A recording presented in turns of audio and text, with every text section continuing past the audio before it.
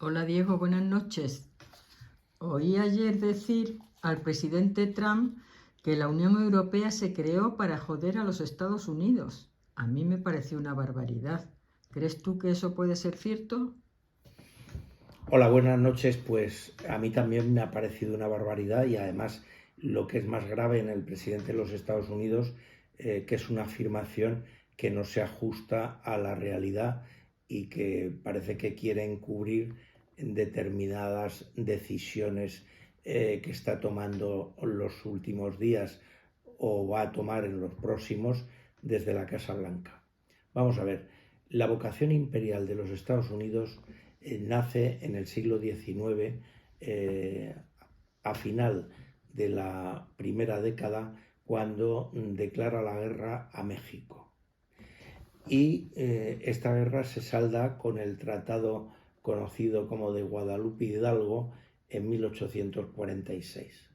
Según este tratado de paz, los Estados Unidos se apoderan de Texas, de Nuevo México, de lo que hoy es California, de Arizona, de Nevada y del estado de Utah. Es decir, México pierde prácticamente casi la mitad del territorio que había heredado del virreinato de Nueva España.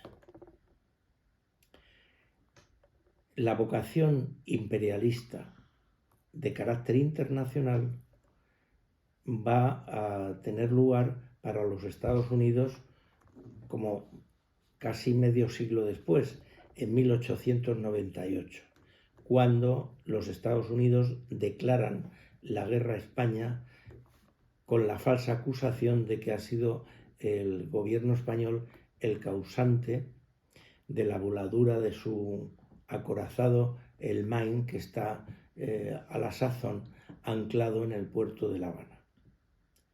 Años después, varias comisiones norteamericanas, una en 1906, otra en 1911 y finalmente una en 1976, señalarán que la voladura del Maine no se debió a una acción exterior o a un sabotaje proveniente del exterior, sino que se debió a un estallido de las calderas del propio acorazado debido a que la Santa Bárbara del barco estaba situada al lado de estas calderas y el carbón caliente pues hizo prender, por lo que se ve, un fuego que se trasladaría pronto a la Santa Bárbara e hizo estallar el acorazado en dos partes. Entonces vemos que la vocación imperialista, por una parte regional o continental y por la otra parte internacional de los Estados Unidos, se deben a dos guerras. Una mantenida, la primera, como he dicho, con México y la segunda con España. Cuando termina la Primera Guerra Mundial, en 1918, surge los Estados Unidos como la gran potencia, como la primera potencia mundial. Y ese papel se va a consolidar al final de la Segunda Guerra Mundial, sobre todo porque además al final de esta Segunda Guerra Mundial, en 1945, Estados Unidos es el único país que posee el arma atómica, es la única potencia que posee el arma nuclear. Pero es interesante esta fecha de 1945 porque al final de ese conflicto surge en Europa la idea de crear lo que Robert Schuman denominaba la Comunidad Europea de Defensa, es decir, agrupar a los países libres de Europa en una comunidad que tuviera una sola política exterior y una sola política de defensa. Por eso Robert Schuman decía que ese embrión de Europa debía basarse en la política exterior común y en la defensa. Los Estados Unidos se van a negar como superpotencia en el campo existente entonces a esta idea de Robert Schuman y van a decirle a los europeos que de hacer una comunidad de defensa europea, nada, que se orienten al lado económico y que creen una comunidad pues que solo entienda el factor económico. A cambio de ello, Estados Unidos está dispuesto a proteger a los países europeos frente a la naciente amenaza de la Unión Soviética y a reconstruir Europa con el plan Marshall, que Marshall es el nombre en ese momento del secretario de Estado norteamericano. Vemos pues entonces que el deseo inicial de Unión Europea es dejado al margen por la influencia de los Estados Unidos.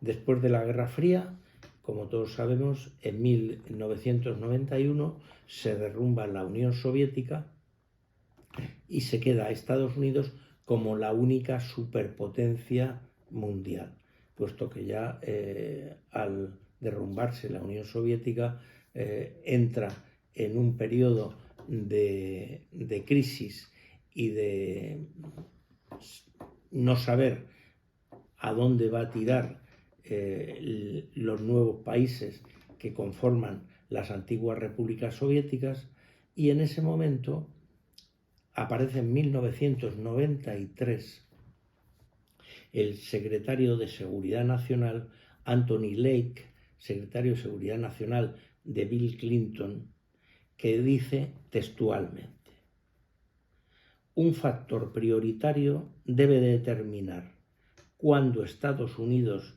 actuará multilateralmente o unilateralmente, y ese factor es el interés de Estados Unidos.